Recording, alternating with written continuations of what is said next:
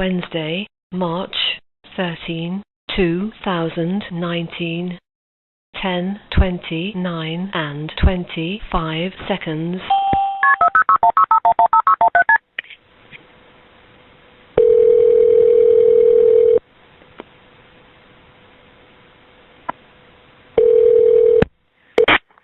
(911) emergency. Hi, I need help. Hello? I need help. Okay, where are you located? I'm sorry, ma'am, I can't hear you. Are you able to tell me where you're located? No.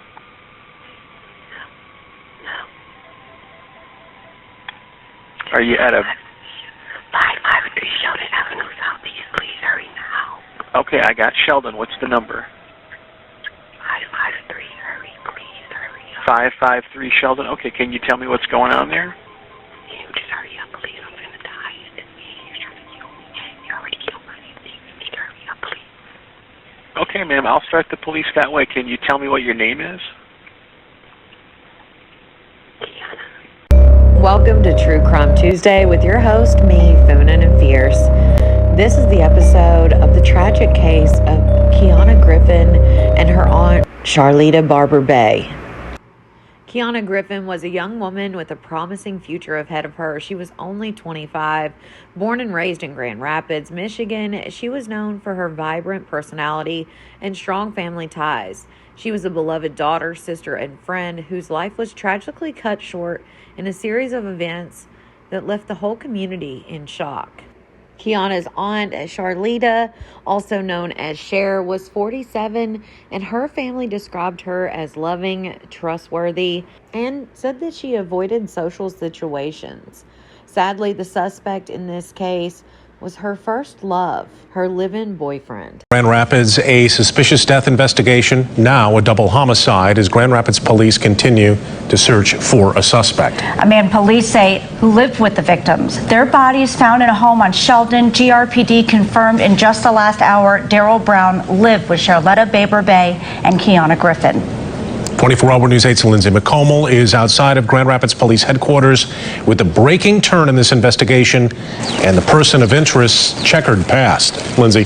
Yeah, that's exactly right. A big turn in this, still named as a person of interest, but we do know that he was dating Barber Bay, and no one has heard from him since someone discovered the victims' bodies yesterday. We learned that they were shot to death, so they now are trying to urgently find Brown. We've also learned that he has a violent criminal history. In 2006, he was charged with assault. A year before that, in 2005, I uncovered a disturbing case with allegations that a former live-in girlfriend made in court. And I do want to warn you that the details of this case are disturbing.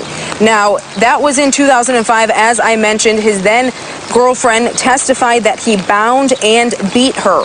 The transcript shows the woman said that Brown tied her up with cords, kicked her in the face, gagged her so she could not scream, then urinated on her and doused her in lighter fluid, all while her 3 children and the child that she has with Brown were upstairs sleeping. Now, it was also at that time that she had said on the stand that she did not want to see him go to prison because she believed that he needed help.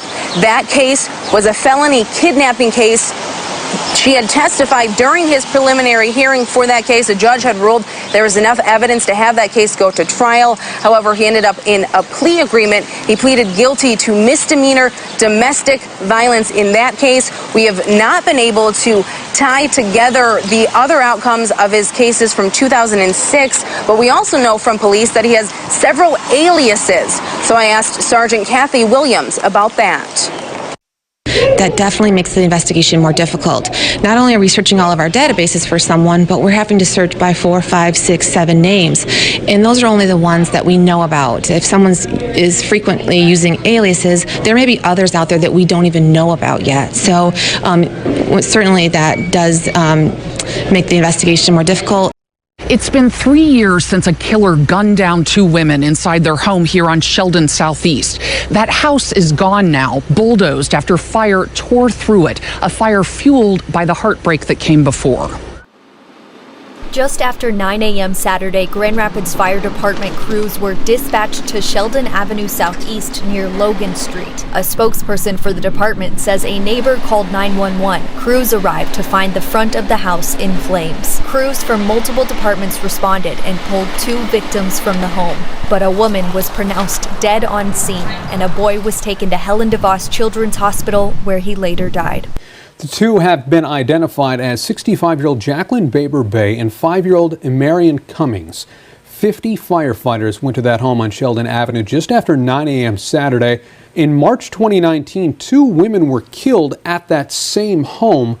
Police are still looking for a suspect in that case.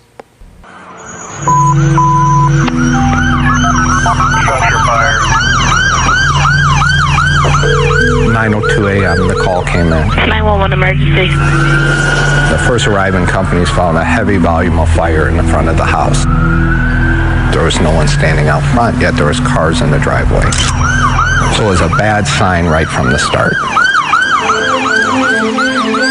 The first person they found was the grandmother, and then after that, the child. They tried to get out, but were unable to. It was caused by candles that were part of a vigil the night before. They were left burning. The house was the scene of a previous crime. Wednesday, March 13, 2019, 10:29 and 25 seconds.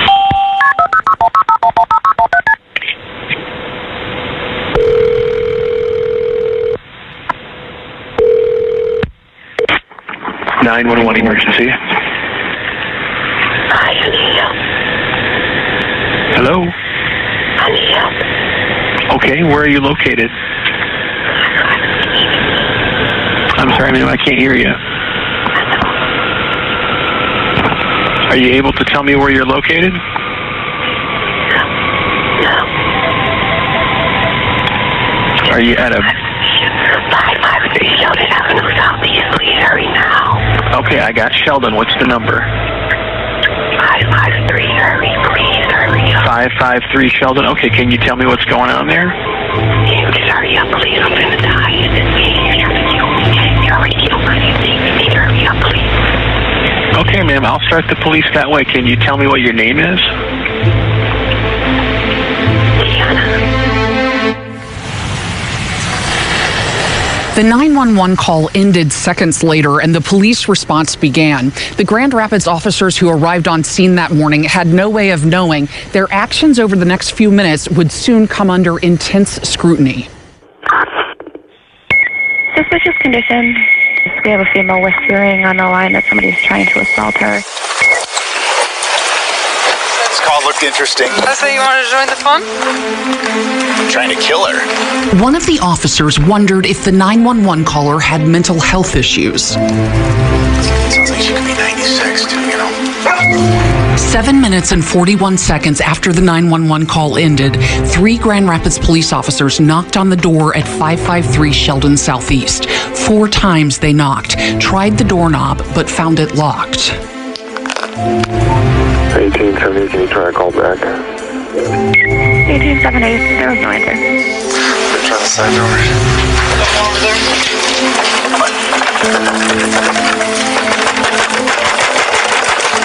Seems like it's empty. You can see it. It looks like a little dining room or something in there. It's empty. There's nothing in the back here.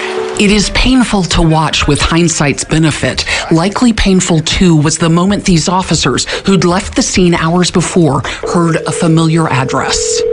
553 Sheldon Avenue Southeast. For female there not breathing, caller says a lot of blood. 2.5 hours after that first desperate plea. Can you tell me what your name is?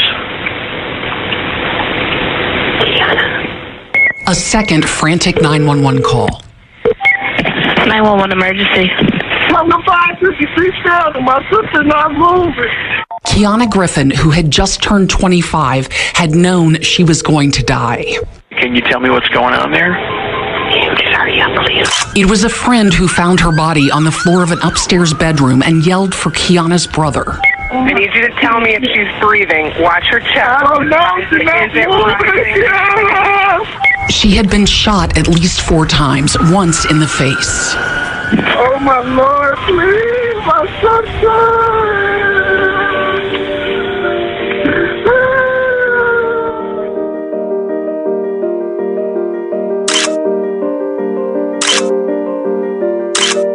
In another bedroom, police found Keyona's aunt lying under a blanket, an iPad still playing, propped up by a pillow beside her. Under the bed, police discovered a blood-stained roll of duct tape. Cherlita Baber-Bay had been shot in the back of the head. The 2 women lived at the home with its owner, Jacqueline Baber-Bay, who would later die in the house fire, and Cherlita's live-in boyfriend, unaccounted for after the murders. The family was devastated by the loss of 2 beloved members. During the investigation of the crime scene, the police discovered numerous shell casings and a bloodstained duct tape near Cherlita's body. They also found a box of shell casings and a gun discarded outside the house.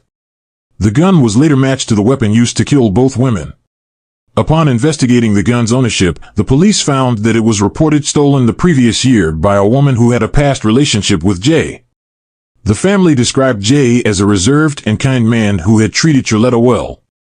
However, they didn't know him very well, as he mostly kept to himself. He did not work and had no friends. As the police delved deeper into the case, they discovered that Jay's real identity was Daryl Demon Brown, a 45-year-old man with a troubled history. He had previously been imprisoned for failure to pay child support and had a record of assault on his ex-partner in 2005. Testimonies from his ex-partners revealed a violent and easily angered man. Daryl became the prime person of interest in connection to the murders of Keyona and Cherlita. Surveillance cameras around the crime scene captured Daryl on foot, approximately a mile away from the scene, around the time of the killings. He was also seen entering the Grand Rapids Children's Museum, where he claimed to know someone inside. However, he left after just 12 minutes. Later that day, he was spotted in a different part of town, but the police lost track of him. With no cell phone or social media presence, tracing his whereabouts became almost impossible. Despite their efforts, the police were unable to connect Daryl to the murders. However, they did issue a warrant for his arrest on stolen gun charges, hoping to bring him in for questioning. Unfortunately, Daryl remained at large. Nationwide search for a dangerous man has come to ATL right here in Atlanta. The FBI wants you to be on the lookout for 45-year-old Darrell Brown. Yeah, that's right. Now, this is a double murder investigation from Michigan, but authorities believe he may be headed to our neck of the woods. So let's get straight over to Ryan Kruger. Ryan, what do we know about this guy? All right, so Ron and Aisha, he has not been called a suspect yet, but here's what we do know. He lives with the 2 victims. He has a history of domestic violence, and the authorities are telling me he has relatives right here in this area, which is why they're telling the public to be on alert. Almost 2 months have passed, and the memorial still stands in front of the Grand Rapids, Michigan house where tragedy struck. She was just different. And like for her to die like that, it's like people wouldn't believe that, because I still don't believe it. Tia Jackson lost her best friend, 25-year-old Keyona Griffin. On March 13th, police discovered the bodies of Griffin and her aunt, Cherlita Baber-Bay. They had been shot to death. Immediately, investigators started looking for Baber-Bay's live-in boyfriend, Darrell Brown. You believe he did it? Oh, I know it. It's not a belief. I know he did it. Grand Rapids police tell me Brown has strong family ties to the Atlanta area, and they believe he may be hiding out here. This is a mugshot from a 2005 domestic violence arrest where he was accused of assaulting his girlfriend at the time. And these are surveillance photos taken the day of the double murders and the last time he was seen. They might as well go on and give him up, because ain't no hiding that, because he gonna get his whether he want to get it or not, because karma is crazy. Now, Darrell Brown is known to have a couple of aliases. Sometimes he goes by the name Jay, sometimes he goes by the name Marcus, Aisha. All right, so he's not charged with murder in this case, but he is facing some charges. Yeah, so right now the only charges he's facing, concealing a stolen firearm. He does have a nationwide order out there, so if he's picked up anywhere in the country, he's going to be extradited back to Michigan. All right, thank you so much, Ryan. With more investigation, the police were confident that Daryl was an accomplice in the double murder case.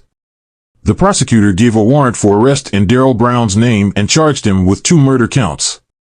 They eventually extended the search to nationwide after Daryl was spotted in many different locations across the country. A $25,000 reward was also made available for anyone with information leading to Daryl's arrest. However, Daryl still walks free, possibly hiding in plain sight. The detectives launched a manhunt for the suspect, who they believe fled the state after committing the crimes.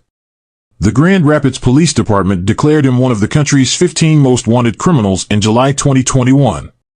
They believe he could be hiding in Georgia, Arizona, Ohio, or Wisconsin. This man blindsided all of us. The couple was apparently very private. They spent most of their time alone in their room. Jay spoke to the others rarely. He did not use social media, and no one had his phone number.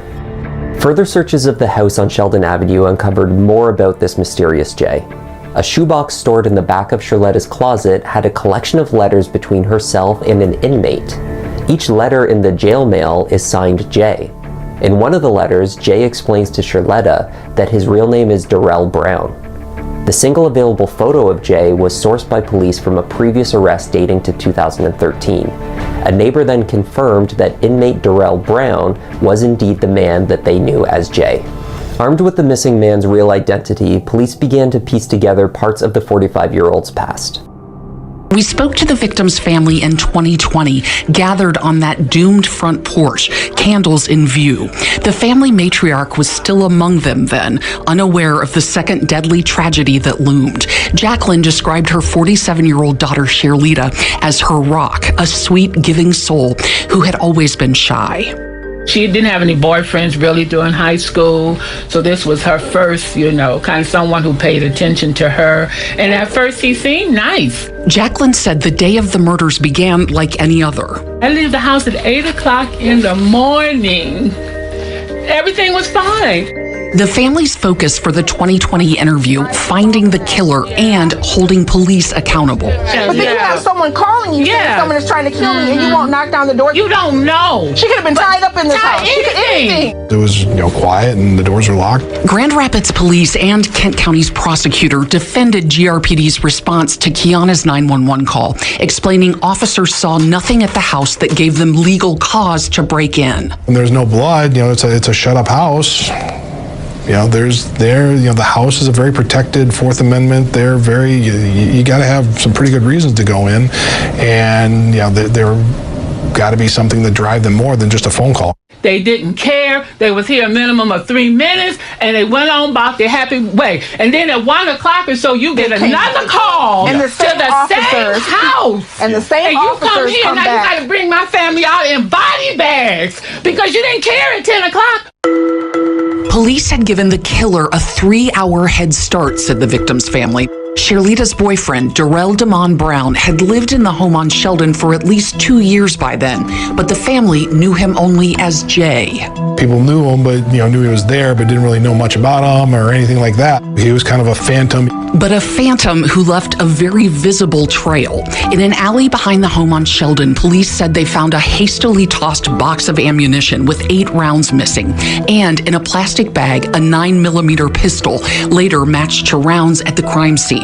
Even as police searched for evidence, surveillance cameras caught sight of Brown on foot a mile north of the crime scene. Among his stops post-murder, the Grand Rapids Children's Museum. Watch as he walks with purpose to the front desk, reportedly telling workers he knew someone inside before exiting 12 minutes later. Soon after, it seems Darrell Brown vanished. The unusual part about it is how he's been able to just completely disappear. U.S. Marshals believe Brown fled the state and may be getting help from associates or family. We tried to ask them ourselves. I'm working on a story about Darrell Brown. Was hoping to talk to you about him. I'm sorry, what'd you say? Get away from my door. Thank you.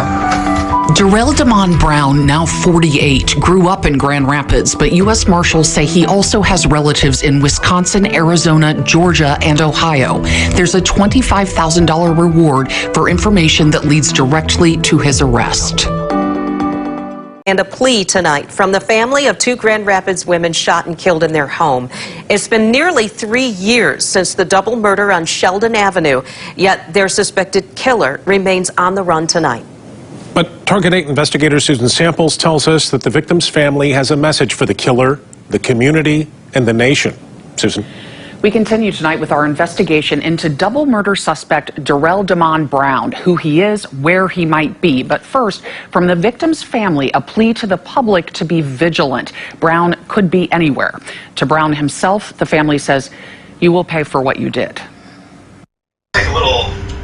They could not have sat here 3 years ago. Too raw was their grief over losing 47-year-old Cherlita Baber-Bay, a sweet and gentle soul, and her 25-year-old niece, big-hearted and bubbly, Keyona Griffin. But on this day, this family fought through it, wanted to see the first airing of the 911 call Keyona made 2 hours before her brother found her and Cherlita shot dead.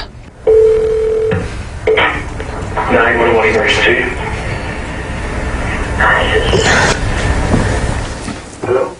It is excruciating, but not talking about the loss, not speaking out, is not an option, says this family, because the man police say murdered Anya Griffin's daughter and sister is still out there walking free 3 years later. Someone knows something because he had to have help. It's not if he gets caught, but when he gets caught. He can't run forever. He is 48-year-old Darrell Damon Brown, Cherlita Baber-Bay's live-in boyfriend. And while no one liked that he did not have a job, the family said they saw no sign he was violent. And some people say he was a little strange, he was a little different, you know, but they said that about my sister too. She was quiet, you know, she wasn't a social person. So just because you're quiet and you're a little different than everyone else doesn't mean that you're a murderer. What the family did not know, others had witnessed Darrell Brown's violent side, though he hid it well. Totally unassuming, totally mild-mannered. Reverend Robert Dean believes it was a couple years before the murders that he spotted Brown rummaging through his church's dumpster, found out he was homeless, and let him live for several months in Dean's New Life Church of God in Christ, until one of Brown's girlfriends, not Cherlita, paid the pastor a visit. She felt he was very nice, very mannerable, but there was that certain little element she was afraid of. That's when Brown barged into the pastor's office. I said, well, I was just talking about you. And he come, well, I forbid her to talk to males. Oh, no, you're not. I said, now, you sit down. I said, it's my office. Dean said the woman opened her mouth to speak and Brown lunged toward her, prompting Dean to jump up to restrain him and order him to leave the church and never come back. For me, it was like almost like a Dr. Jekyll, Mr. Hyde.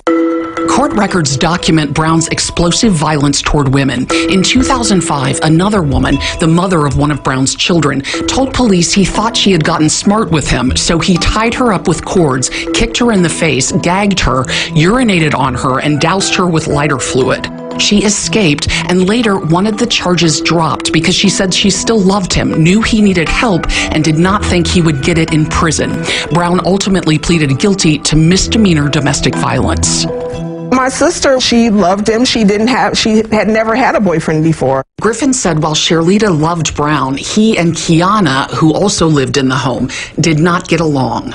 They weren't fans of each other. And I think she wasn't a fan because, like I said, he wasn't working. And he probably wasn't a fan because he was like, oh, she's exposing me for who I really am. Now, the family wants justice for Keyona and Cherlita and hopes someone will spot Brown and report it to the U.S. Marshals or 911. You know, every day in my purse, I carry Keyona's high school diploma. Because that's like her last and greatest accomplishment. There'll be no grandkids, you know. And it's just not fair, you know, that he's free and he shouldn't be. Darrell Damon Brown is still on the run tonight, wanted in the shooting deaths of his girlfriend and her niece. Target 8 investigator Susan Samples has new details from the department's investigation into its own actions that day. One of the biggest questions in this case has been, after Keyona Griffin called 911 to say her aunt had been murdered and she would be next, why didn't police do more when they came to the home? This internal affairs report I obtained has that answer to a degree, and it involves 5 crucial words police say the 911 dispatcher just didn't hear. 911 emergency. I need help. Hello? I need help. It's clear the 911 call taker strained to hear Keyona Griffin's terrified whisper that day in March 2019. Okay, where are you located? I'm sorry, ma'am, I can't hear you. He managed to get her address, 553 Sheldon Southeast, and her name, Keyona. Sorry, young lady, I'm gonna die. You're trying to kill me. But listen carefully to Griffin's next words. You already killed my family. It was that sentence the Internal Affairs report said the dispatcher missed. The report reads, "It should be noted that investigators realized a whispered statement was missed by the 911 call operator. The statement, 'He already killed my auntie.' That information was not in the call for service," said the report, or relayed to the responding officers due to the fact it was not heard by the call taker. In other words, police on scene knew only that the caller said someone was trying to kill her, not that someone was already dead. This call looked interesting. I say you want to join the fun? 3 officers spent 3.5 minutes knocking on doors, trying doorknobs which were locked, looking and listening for signs of trouble inside. 1870, can you try to call back? 1878, there was no answer. Seems like it's empty. You can see it. It looks like a little dining room or something in there. It's empty. There's nothing in the back here. The officers left only to be called back 2.5 hours later. 911 emergency. Number 556 Sheldon, my sister not moving. Keyona Griffin's brother found her body and that of their aunt, Sherlita Bay. 3 years later, U.S. Marshals are still searching for the only suspect in the murders, Bay's boyfriend, Darrell Damon Brown, who has seemingly vanished. And the victims' relatives say they're still looking for GRPD to take responsibility for failing their loved ones. And I want this to be known. If it would have been East Grand Rapids, Forest Hills, or, some other affluent area, they would have came with the whole cavalry. The house would have been surrounded, and they wouldn't have left until the owner came or till they found out who was in that home. They wouldn't have left. The Internal Affairs report said responding officers did not find evidence of a crime, and police and Kent County's prosecutor have said previously officers did not have legal standing to force their way into the home. The report blacked out all transcripts of actual interviews with the dispatcher and officers. The city cited a state law that says certain statements made by officers are prohibited from disclosure. Since these reports in 2022, I haven't been able to find anything except for this on January 31st, 2024. He was allegedly spotted in Dayton, Ohio, but he is still on the run, and anyone with information regarding his whereabouts, there is a $25,000 reward for information that would lead to his arrest. Law enforcement urges the public, if you do have that information, to please contact Grand Rapids Police Department or the U.S. Marshals.